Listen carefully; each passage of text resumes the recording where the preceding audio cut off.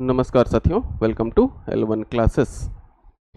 आज की इस क्लास में हम लोग कुछ सैम्पल स्पेस, अदर जो एक्सपेरिमेंट होते हैं या अदर टाइप के जो हमारे पास प्रोबेबिलिटी के क्वेश्चंस होते हैं, उनका हम प्रोबेबिलिटी के रिस्पेक्ट में या जो हमारे पास वो एक्सपेरिमेंट जिस तरीके से परफॉर्म किए जाते हैं उनका हम सैम्पल स्पेस लिखना देखेंगे। फिर जो रिमेनिंग डेफिनेशंस हैं जैसे equally likely event, exhaustive event और उसके साथ साथ म्यूचुअली एक्सक्लूसिव डिसजॉइंट इवेंट, तो उन सभी डिफिनीशंस को देखेंगे। फिर उसके बाद हम लोग वेन डायग्राम की चर्चा करेंगे। फिर उसके बाद हम लोग प्रोबेबिलिटी पे आएंगे। ठीक है, प्रोबेबिलिटी में कितने टाइप होते हैं, किस टाइप से प्रोबेबिलिटी कौन सी कैलकुलेट की जाती है, फिर उसकी चर्चा होगी। ठीक है, तो आइए हम लोग देखते हैं। ये हमारा L1 क्लासेस का यूट्यूब चैनल और ये टेलीग्राम का लिंक। अगर आप L1 classes Prayagraj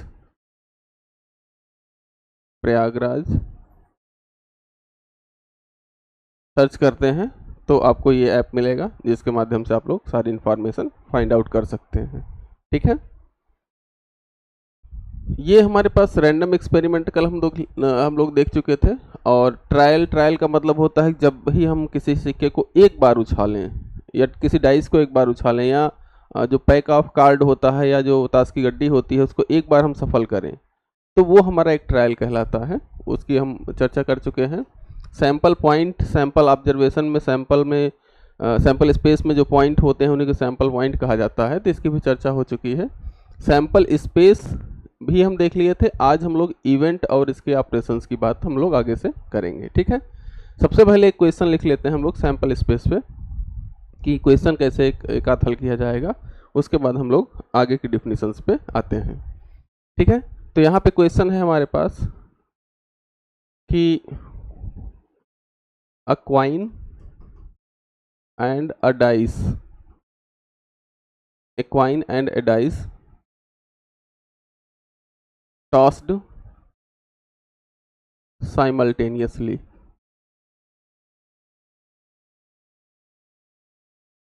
Write the sample space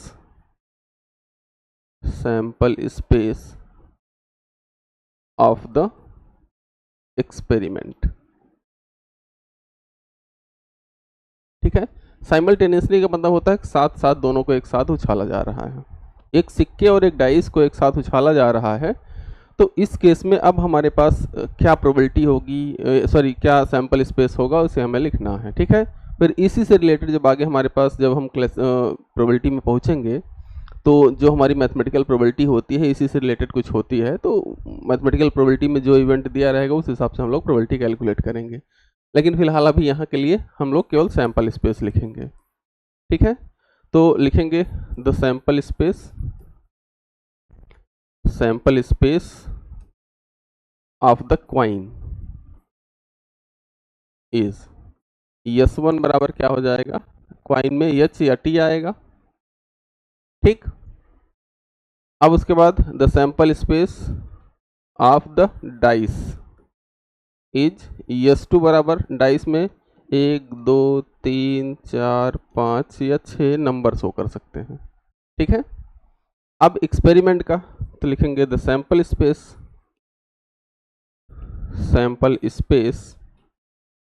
of the experiment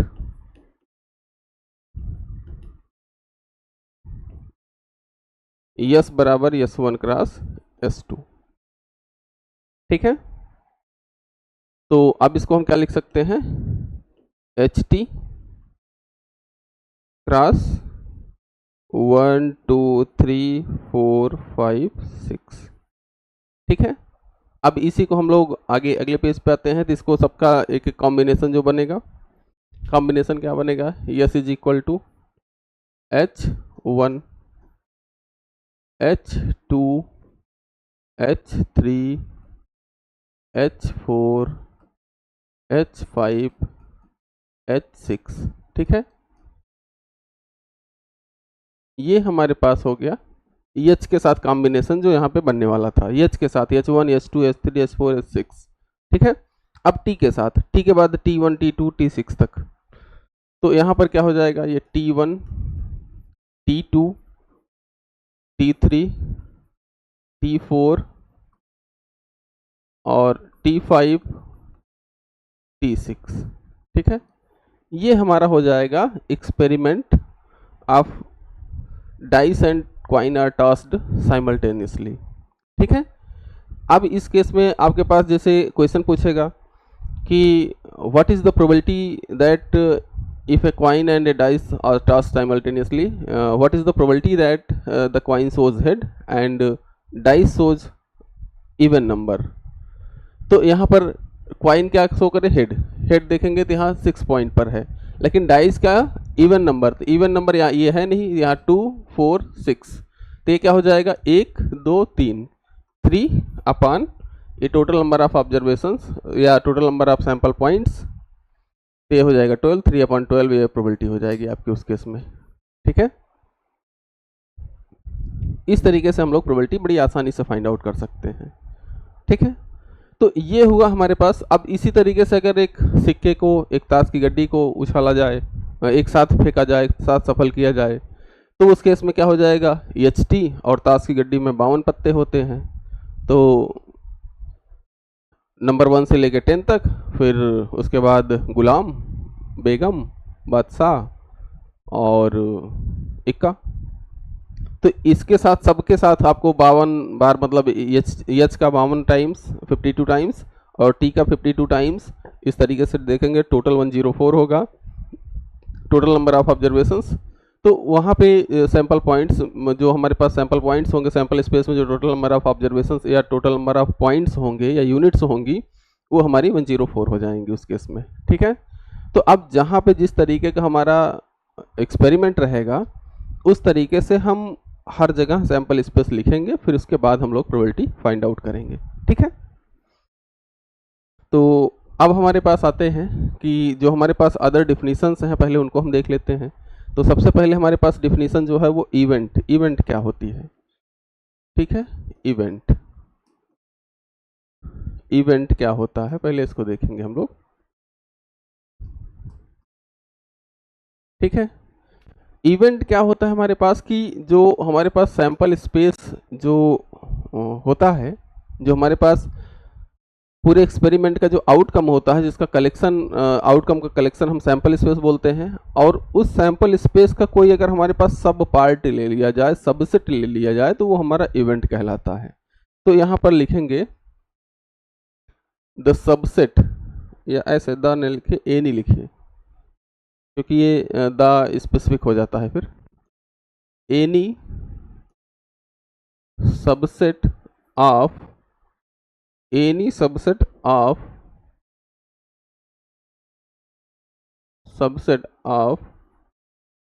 the sample space is called event, ठीक है। it is denoted by A B, इस तरीके से आगे, मतलब जो भी हमारे पास कैपिटल लेटर रहेंगे इंग्लिश के, नॉर्मली कहीं कहीं E1 E2 E3 लिख दिया जाता है, कहीं ABCD लिख दिया जाता है, जहाँ पे जिस तरीके से लिखा जाए, ठीक है। तो ये हमारा इवेंट हो जाएगा। अब हमारे पास इवेंट क्या होते हैं, अब हमें देखना है कि कुछ इवेंट के भी जो अलग अलग टाइप हैं। सैंपल स्पेस से तो हमारे पास सबसेट आएगा, लेकिन जो हमारे पास सबसेट आ रहा है वो किस टाइप का है। जैसे हमारे पास मान लीजिए कि एग्जॉस्टिव है, इक्वली लाइकली है, या फिर डिसजॉइंट है, म्यूचुअली एक्सक्लूसिव है, इस तरीके से जो भी हमारे पास मतलब अलग अलग टाइप की इवेंट्स रहेंगी, अब हम उनकी चर्चा करते हैं। तो यहाँ पर देखेंगे जो हमारे पास इवेंट था, इवेंट में बताया गया आपको कि सबसेट जो होगा सैंपल स्पेस का वो इवेंट कहलाएगा। अब इसके साथ हम यहाँ पर देखते हैं कि हमारे पास एग्जॉस्टिव इवेंट क्या होते हैं। एग्जॉस्टिव इवेंट, एग्जॉस्टिव इवेंट क्या होता है कि जो हमारे पास टोटल नंबर ऑफ या टोटल नंबर ऑफ केसेस होते हैं सैंपल स्पेस में, उन्हीं को हम यहाँ पे एग्जॉस्टिव इवेंट कहते हैं, ठीक है। तो यहाँ पर लिखेंगे कि the total number of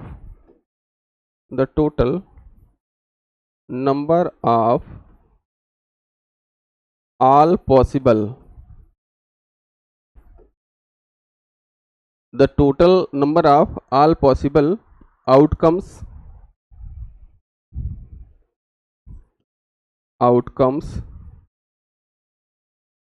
of an experiment of a random experiment लिखिए of a random experiment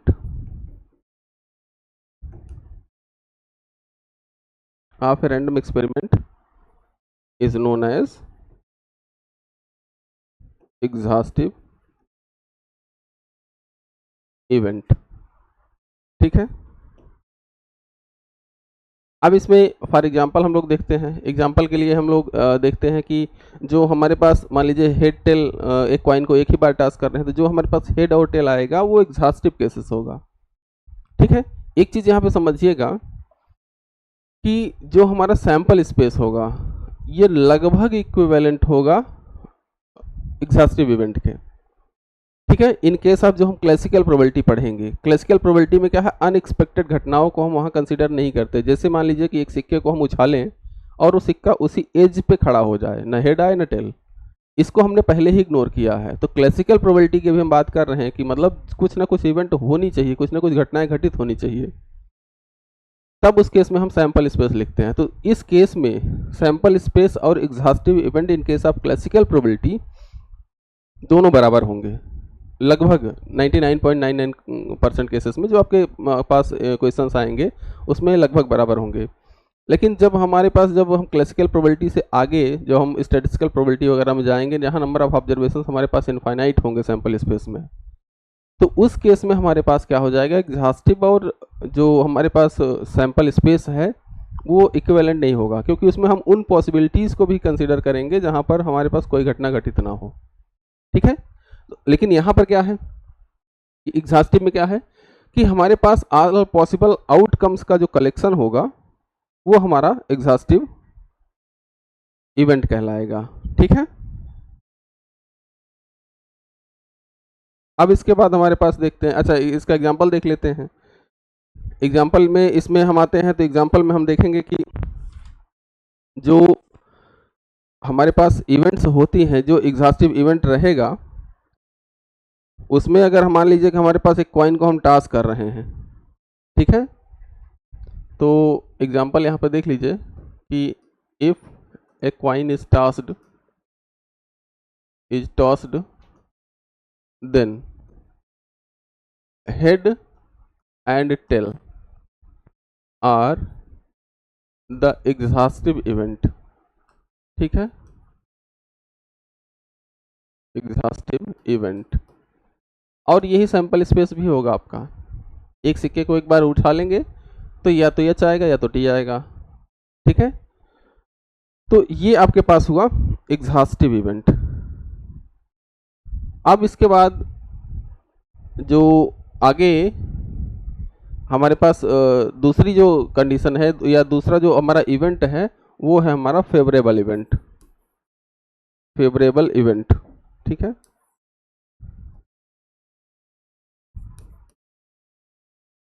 favourable event. तो अब इसमें देखेंगे फेवरेबल इवेंट क्या होता है। फेवरेबल इवेंट होता है किसी के फेवर में घटनाएं घटित होना। ठीक है, जैसे एक डाइस को हम 10 बार उछालते हैं, फिर कहें कि पहली डाइस हमारा इवन नंबर शो करे, तो जहां जहां पहली डाइस का इवन नंबर है वो सभी पॉइंट्स को हम अलग कर लेंगे सैंपल स्पेस से, तो उसको कहेंगे कि ये हमारा फेवरेबल इवेंट है, क्योंकि वो इसके फेवर में होगा। ठीक है, तो यहां पर फेवरेबल जो इवेंट होगी इसकी डेफिनेशन हम लोग लिखते हैं कि the event which is in the favor of which is in the favor of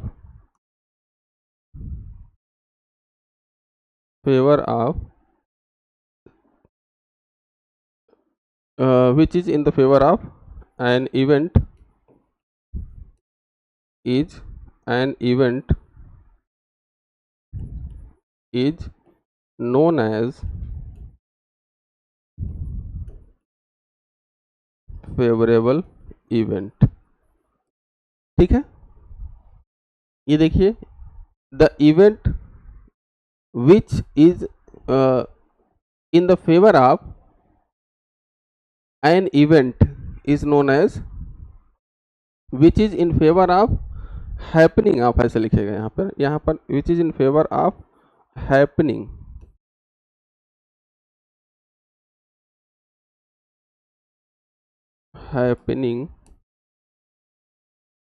of an event, ऐसे लिखेगा ज़्यादा सुटेबल रहेगा।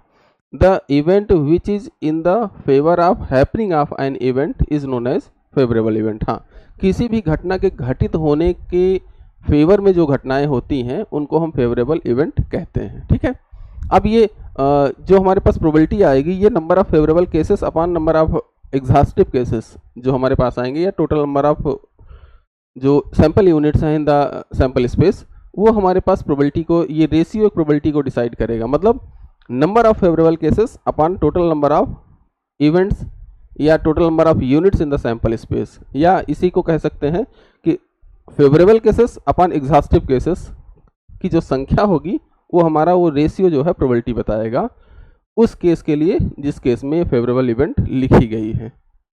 ठीक है, अब इसके बाद यहाँ पर अच्छा एक, हाँ, इसका एग्जांपल देख सकते हैं फेवरेबल केसेस का। फेवरेबल केसेस का एक एग्जांपल देख लेते हैं। मान लीजिए कि एग्जांपल लिखते हैं कि इफ ए डेक मतलब उसको बोलते हैं जो कार्ड होता है, कार्ड का जो पूरा पैकेट होता है, deck of card is shuffled, then the favorable cases in favor of as का मतलब इक्का होता है, इज 4, क्योंकि देखेंगे तो आपकी ताश की गड्डी में 4 इक्के होते हैं। एक, अब अंग्रेजी में थोड़ा सा मतलब क्या कहते हैं वो देखिएगा आप लोग, हम लोग हिंदी वाले हैं तो हिंदी में ही ज़्यादा उसका नाम याद रखते हैं, ईंट का, पान का, हुकुम का और चिड़ी का। ठीक है, अब अलग अलग लैंग्वेज, अलग अलग स्थान पे अलग अलग उसको बोला जा सकता है। जैसे मान लीजिए ये लोग आप क्लासेस अगर पश्चिमी यूपी से देख रहे हैं, जैसे आगरा, मेरठ, मुरादाबाद साइड से, तो वहाँ पे क्या बोलते हैं उसको कमेंट बॉक्स में लिखिएगा। फिर उसके बाद और कहीं अगर एमपी के, मतलब मान लीजिए जैसे सागर यूनिवर्सिटी है, रीवा यूनिवर्सिटी है, और फिर इसके बाद क्योंकि एनईपी जहाँ जहाँ लागू है सिलेबस सेम हो गया है, तो ये चीज़ें जहाँ पे जो लिखते हैं अब उसको वहाँ पे बोलिएगा। तो अब हमारे हिसाब से जो इलाहाबाद साइड, जो मतलब इलाहाबाद का रीजन है, जो मतलब ये कह सकते हैं कि पूर्वांचल वाला ये जो एरिया है, इस वाले एरिया में तो यही बोला जाता है फिलहाल। ठीक है, तो ये हमारे पास जो डेक ऑफ कार्ड है, उस डेक ऑफ कार्ड में अगर हम सफल करें 52 पत्ते होते हैं तो उसमें 4 इक्के होते हैं, वो फेवरेबल केसेस होंगे। मतलब इक्का अगर मान लिया जाए कि हमारे पास कहा जाए कि एक हमारे पास कार्ड का पैकेट है, उसको सफल करते हैं, एक पत्ता इसमें से निकालते हैं और वो इक्का हो इसकी संभावना, तो इक्का हो इसकी संभावना, तो इक्के के फेवरेबल केसेस कितने हैं? 4, और total number of units in the sample space 52। ये आपका हो जाएगा प्रोबेबिलिटी। ठीक है, तो इसीलिए कहने कि favourable cases upon number of exhaustive cases या total number of units in the sample. ठीक है, यही आपकी प्रोबेबिलिटी डिफाइंड होगी। ठीक है, तो अब हमारे पास जो आगे की घटनाएं हैं उसको हम देखते हैं। तो अगली घटना हमारे पास होगी equally likely event. Equally likely event, ठीक है, equally likely event. Equally likely event ऐसे इवेंट होते हैं जहां पर किसी भी घटना के घटित होने की प्रोबेबिलिटी हमेशा सेम होती है।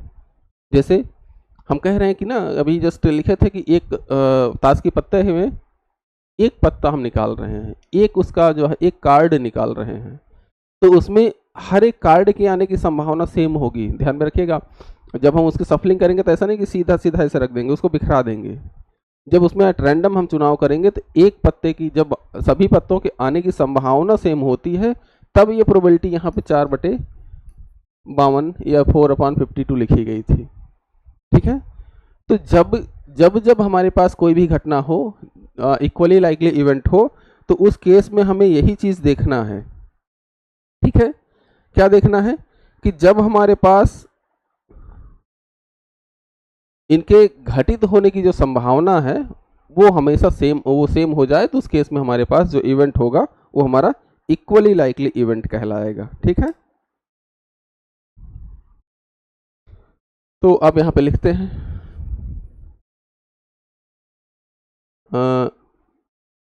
The events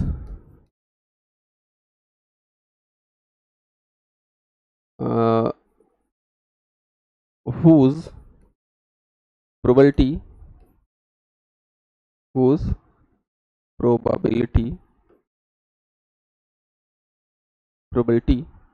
of happening of the event is same। ठीक है, then this type of the event is known as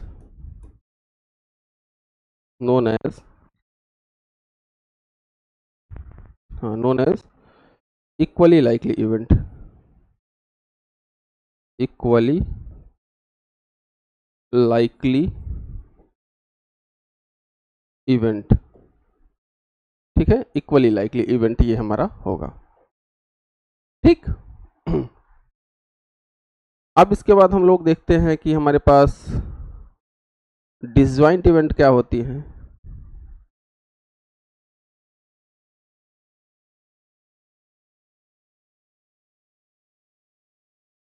ठीक है, डिसजॉइंट इवेंट हम लोग देखते हैं, या म्यूचुअली एक्सक्लूसिव कहते हैं इनको।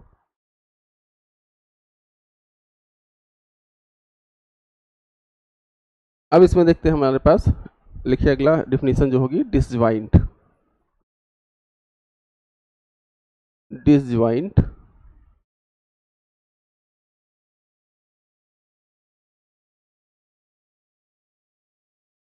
Event.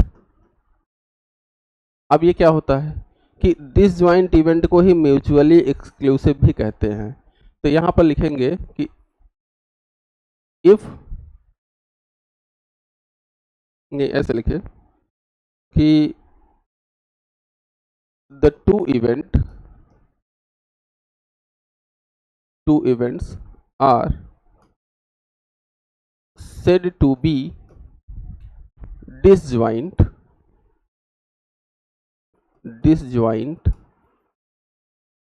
are mutually exclusive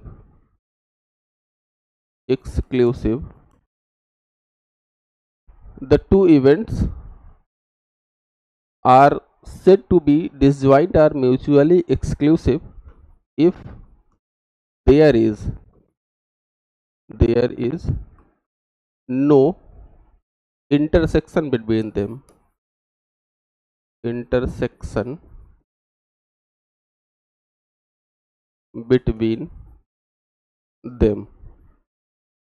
that is the happening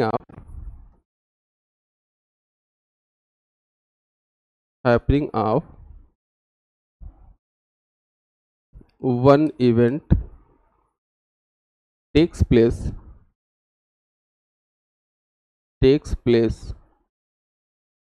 at a time। ठीक है, एक समय में एक ही जो है हमारे पास घटना अगर घटित हो रही है, या दोनों में कोई इंटरसेक्शन पॉइंट नहीं है, दोनों में कुछ कॉमन पॉइंट नहीं है, तो उस केस में हम उसको कहेंगे कि ये हमारी इवेंट डिसजॉइंट है या म्यूचुअली एक्सक्लूसिव है। ठीक है, अब इसके बाद यहाँ पर इसी को प्रोबेबिलिटी के टर्म में लिखते हैं। अभी प्रोबेबिलिटी हम आगे देखेंगे, लेकिन इसको प्रोबेबिलिटी के टर्म में लिखते हैं। तो यहाँ पर लिखते हैं अगर late A and B be two events, then they are said to be disjoint if probability of A intersection B is equal to 0। जितनी भी हमारे पास घटनाएं हैं, अगर उनका इंटरसेक्शन हमारे पास 0 आ जा रहा है, probability of A intersection B अगर हमारे पास 0 आ जा रहा है, तो उस केस में हमारे पास प्रोबेबिलिटी जो दोनों इवेंट होंगे A B या E1 E2 A1 A2 जो भी कहिए, वो दोनों हमारे पास डिसजॉइंट होंगे। या फॉर ऐसे लिख सकते हैं n events, for n events तो probability of E1 intersection E2 intersection En का मान अगर 0 हो जा रहा है, तो उस केस में हमारे पास ये जो इवेंट्स होंगे ये हमारे डिसजॉइंट कहलाएंगे। ठीक है, डिसजॉइंट। अब आगे जब हम क्वेश्चन पढ़ेंगे तो उसमें पेयर वाइज डिसजॉइंट होते हैं, या पेयर वाइज म्यूचुअली एक्सक्लूसिव, या टोटल ओवरऑल म्यूचुअली एक्सक्लूसिव, वो क्या होते हैं उनकी हम कंडीशंस आगे देखेंगे। लेकिन अभी क्योंकि वो कंडीशनल प्रोबेबिलिटी का पार्ट हो जाती है, कंडीशनल प्रोबेबिलिटी हम लोग अभी आगे पढ़ेंगे, क्योंकि यहाँ पे हम जो पढ़ रहे हैं अभी ये सिंपल प्रोबेबिलिटी पढ़ रहे हैं। ठीक है, अब अगली घटना हमारे पास इंडिपेंडेंट इवेंट की, तो लिखेंगे इंडिपेंडेंट इवेंट। तो इसमें क्या लिखेंगे, if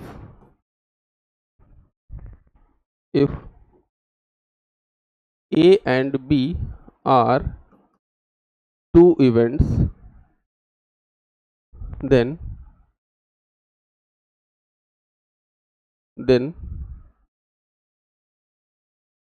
both the events A and B is said to be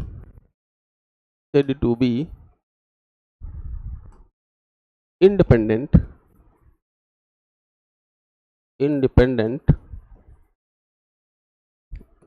if and only if क्या, probability of A intersection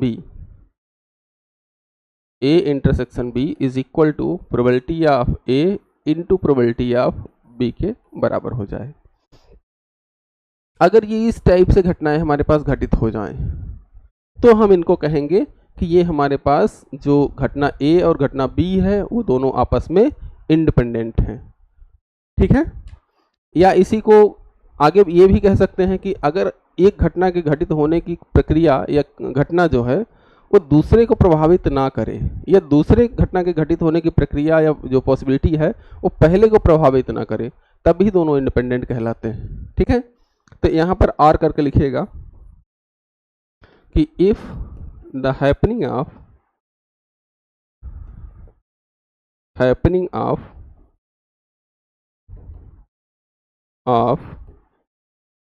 one event does not if the happening of one event does not affect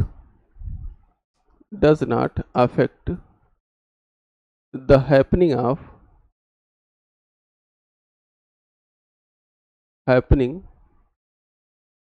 of other event,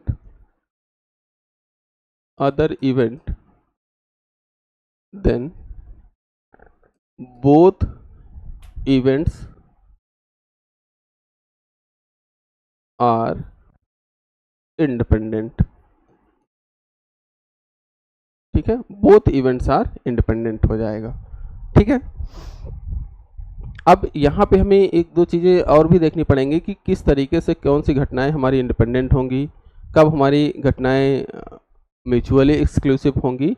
उनके अलग अलग कुछ cases होंगे, और उनके लिए हम अलग अलग जो केसेस होंगे उनको हम अलग अलग केसेस पे ही चर्चा करेंगे।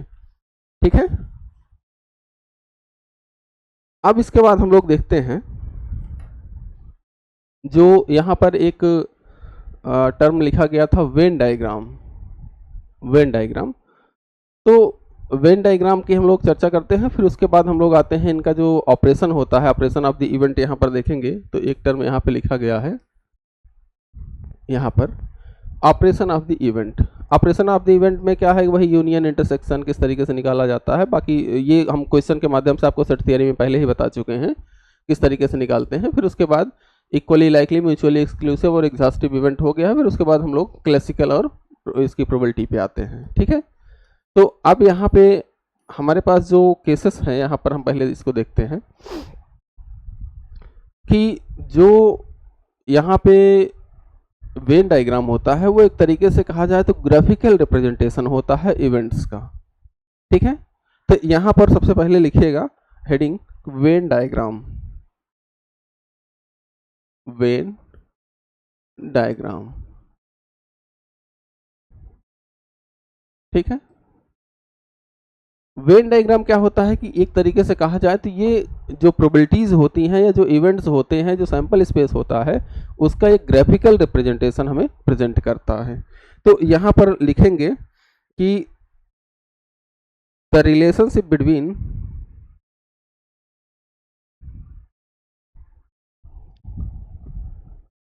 द रिलेशनशिप ना लिखिए कि if different events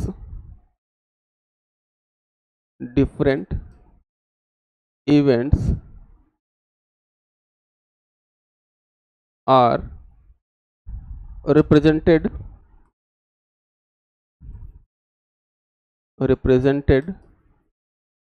by represented graphically लिखिएगा, graphically, then it is known as Venn diagram, Venn diagram, ठीक है, Venn diagram। यहाँ पर हमारे पास लाइन चेंज करके हम लोग लिखेंगे कि जो हमारे पास सैंपल स्पेस होगा एक रेक्टेंगल से दिखाएंगे। इसमें लिखेंगे कि in Venn diagram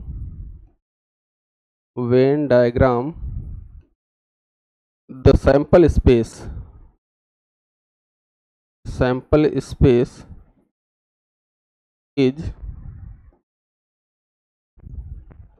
is represented by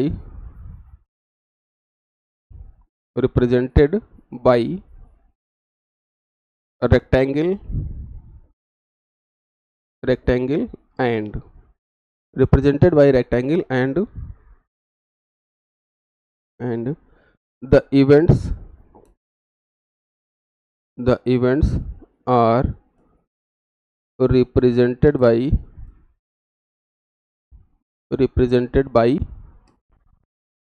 circles,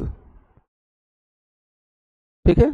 Venn diagram में हम सैंपल स्पेस को बड़े से एक रेक्टेंगल के माध्यम से शो करते हैं। बाकी जो हमारे पास अलग अलग इवेंट होंगी ए बी सी डी इस तरीके से E1 E2 E3, वो हमारे पास सर्कल के माध्यम से उसको हम रिप्रेजेंट करते हैं, ठीक है। तो अब जैसे मान लीजिए कि हमारे पास अगर हमें देखना हो तो ये हम इस तरीके से शो करेंगे, ये हमारा कहलाएगा सैंपल स्पेस, ठीक है। फिर इसमें ये जो हमारे पास इवेंट होगी इसको हम ए कहेंगे, ये हमारे पास जो इवेंट होगा इसको हम बी कहेंगे, ये हमारा जो पोर्शन होगा इसको हम कहेंगे ए इंटरसेक्शन बी है ये, ठीक है। या अगर एक आध और इसमें आ जाए तो इस केस में हमारे पास यहाँ पे कोई अगर ये है तो इसको हम सी कहेंगे इवेंट। अब यहाँ पे जो पॉइंट आएगा मतलब ये इतना पोर्शन, ये हमारा कहलाएगा ए इंटरसेक्शन सी। अब इसके बाद अगर हम यहाँ पर देखें तो ये जो हमारे पास इवेंट होगी इसको हम कहेंगे बी इंटरसेक्शन सी है ये। और इसके बाद अगर हम यहाँ पर देखेंगे तो ये जो इवेंट है हमारा, ये इवेंट होगा तीनों का इंटरसेक्शन, ठीक है। ये इस तरीके से वेन डायग्राम हमारा बनाया जाता है। जो भी घटनाएं हैं उनको सर्किल के माध्यम से और जो हमारे पास सैंपल स्पेस है उसको हम शो करते हैं या रिप्रेजेंट करते हैं रेक्टेंगल के माध्यम से। ठीक है, तो अब जैसे हमारे पास डिफरेंट टाइप का रिप्रेजेंटेशन अगर हम इसमें देखना चाहें वेन डायग्राम में, तो उसको हम देख लेते हैं थोड़ा सा। वेन डायग्राम में ध्यान में रखिएगा कि वेन डायग्राम के माध्यम से प्रोबेबिलिटी फाइंड आउट करना बड़ा आसान होता है। ठीक है, जैसे हम कुछ ऑपरेशंस आपको लिख के दिखा देते हैं। जैसे मान लीजिए कि हमें अगर प्रोबेबिलिटी यहाँ पे, ये हमारा वेन डायग्राम है, सैंपल स्पेस हुआ, ये हमारा इवेंट ए हुआ। ठीक है, ये हमारा सैंपल स्पेस हो गया। तो प्रोबेबिलिटी आप जैसे अगर ए कॉम्प्लीमेंट हमें लिखना हो तो क्या करेंगे, पूरे सैंपल स्पेस में ए को हम माइनस कर दें, तो इसको लिखेंगे probability of sample space minus probability of A. ऐसा लिख सकते हैं। सैंपल स्पेस क्या है, टोटल हमारी प्रोबेबिलिटी है, और उसमें हमें ए पोर्शन हमने हटा दिया, तो ये जो पोर्शन डॉटेड हम दिखा रहे हैं ये हमारा पॉइंट हो जाएगा ए कॉम्प्लीमेंट का।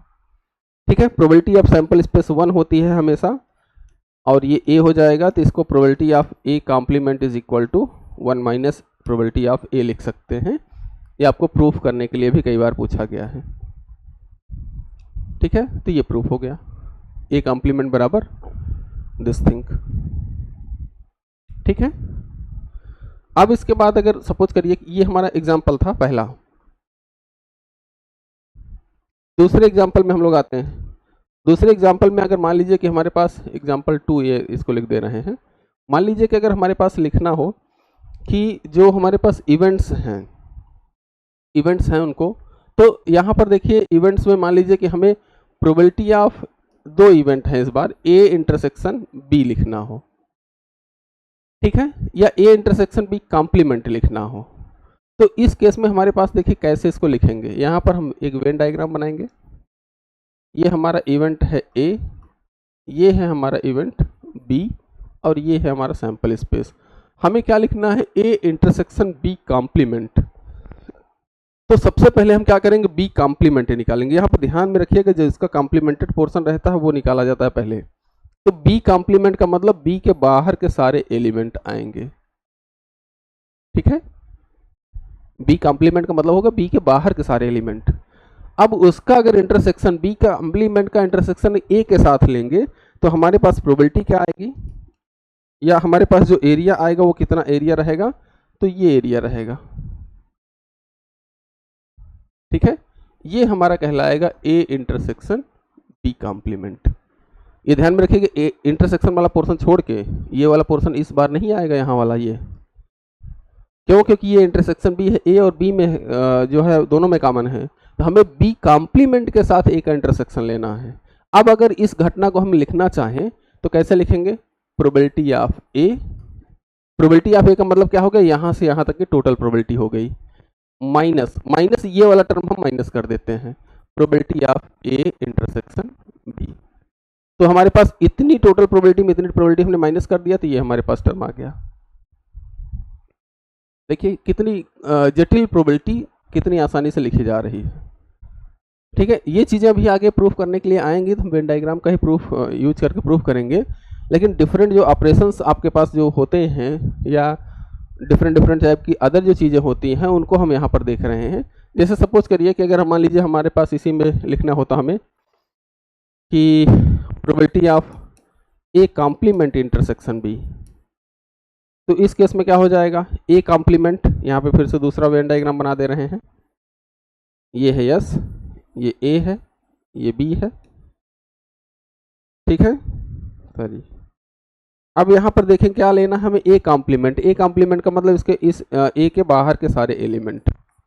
अब इसका इंटरसेक्शन बी के साथ, तो ये वाला पोर्शन हो जाएगा, ये वाला पोर्शन क्या कहलाएगा, ए कॉम्प्लीमेंट इंटरसेक्शन बी। अब इसको अगर हमें निकालना हो तो टोटल बी में, ये ध्यान में रखिएगा, टोटल बी में ये इतना पोर्शन हम माइनस करना पड़ेगा। तो यहाँ पर क्या लिख देंगे, probability of B minus probability of A intersection B. ये हो जाएगा प्रोबेबिलिटी ऑफ आपका ए कॉम्प्लीमेंट इंटरसेक्शन बी। ठीक है, तो ये चीज़ें थोड़ा सा आप लोग ध्यान में रखिएगा किस तरीके से हम लोग इसको सॉल्व आउट करते हैं। बाकी अभी बहुत सारी घटनाएं अभी आगे घटित होने वाली हैं, आपके जीवन में भी कुछ बहुत सारी चीज़ें नई नई आएंगी, तो उन पे हम लोग चर्चा पर चर्चा करेंगे, ठीक है। हो गया। तो आज की क्लास में हम लोग एक ऑपरेशन चलिए और देख लेते हैं।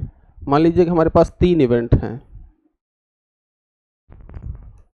3 इवेंट हैं, ये ए हो गया, ये बी हो गया और यहाँ पे सी हो गया। ध्यान दीजिएगा सैंपल स्पेस से बाहर नहीं जाएगी कोई भी घटना, ठीक है। ये सी हो गया।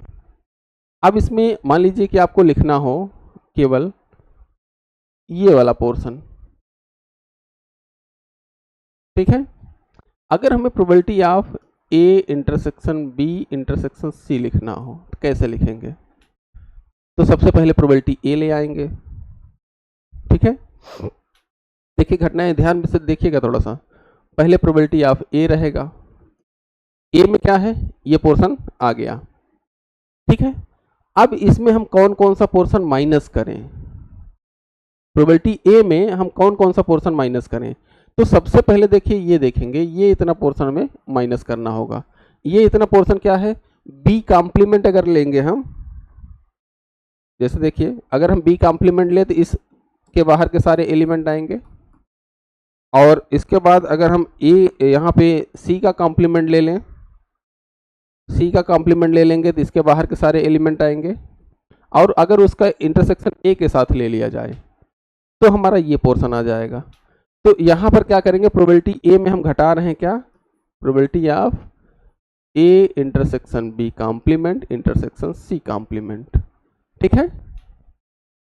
तो अब हमें क्या मिला, प्रोबेबिलिटी ए में अगर हम यहाँ पे ध्यान दीजिएगा कि ये प्रोबेबिलिटी पूरी पूरी हमारी ए थी, अब इसमें हमने माइनस किया इतना पोर्शन अभी, अब हमें ये पोर्शन और ये पोर्शन माइनस करना है। भाई ए में तो टोटल प्रोबेबिलिटी आई ना, ये भी आया ये भी आया ये भी आया और ये भी आया, हमें क्या लिखना है, तीनों का इंटरसेक्शन ये वाला पोर्शन निकालना है। तो इसको हमने हटा दिया, अब इसको हटाते हैं, ये वाला हमारा कौन सा पोर्शन है बताइए सॉरी। तो यहाँ पर देखेंगे ये वाला हमारा जो पोर्शन है, ये यहाँ से यहाँ तक लेके हमारे पास जो पोर्शन है ये हमारा होता है ए इंटरसेक्शन बी का, यहाँ से यहाँ तक टोटल। लेकिन अगर इसमें सी का हम कॉम्प्लीमेंट ले ले तो हमारे पास ये पोर्शन आ जाएगा, ठीक है, इंटरसेक्शन सी कॉम्प्लीमेंट, ये वाला पोर्शन हो जाएगा। इसी तरीके से यहाँ पर हो जाएगा कि ए इंटरसेक्शन बी का कॉम्प्लीमेंट इंटरसेक्शन सी, ठीक है। तो यहाँ पे इसको हम माइनस कर देंगे, probability of A intersection B intersection C complement minus A intersection B complement intersection C, ये आपकी प्रोबेबिलिटी ये वाली बच गई, तीनों का इंटरसेक्शन। ऐसे प्रोबेबिलिटी लिखी जाती है, बहुत ही आसान है वेन डायग्राम से लिखना, बस माइनस करना है। क्या क्या हमें माइनस करना है वो चीज़ आप डिफाइन कर लीजिए, बस आगे की प्रोबेबिलिटीज आपकी आसानी से आ जाएंगी, ठीक है। तो आज की क्लास हम यहीं पे रोकते हैं, क्योंकि आगे चलेंगे तो बहुत हमारी लंबी क्लास हो जाएगी। फिर ये जो क्लास है आगे हम अगली क्लास में परमुटेशन कॉम्बिनेशन की बातें करेंगे थोड़ी सी, और फिर उसके बाद हम लोग जो क्लासिकल प्रोबेबिलिटी होती है उसकी डिफिनीशन देखेंगे और क्लासिकल प्रोबेबिलिटी पे कुछ क्वेश्चन करेंगे। फिर उसके बाद हम लोग स्टैटिस्टिकल प्रोबेबिलिटी पे जाएंगे, फिर आगे की चीज़ों पे, ठीक है। तो आज की क्लास ये L1 क्लासेस का चैनल और लिंक, और कोई भी क्वेरी हो कुछ भी हो तो इस नंबर पे आप कॉल कर सकते हैं या संपर्क कर सकते हैं, मैसेज कर सकते हैं, सभी मैसेज के रिप्लाई दिए जाएंगे। और आज की क्लास के लिए बस इतना ही। Thank you for this class, have a nice day.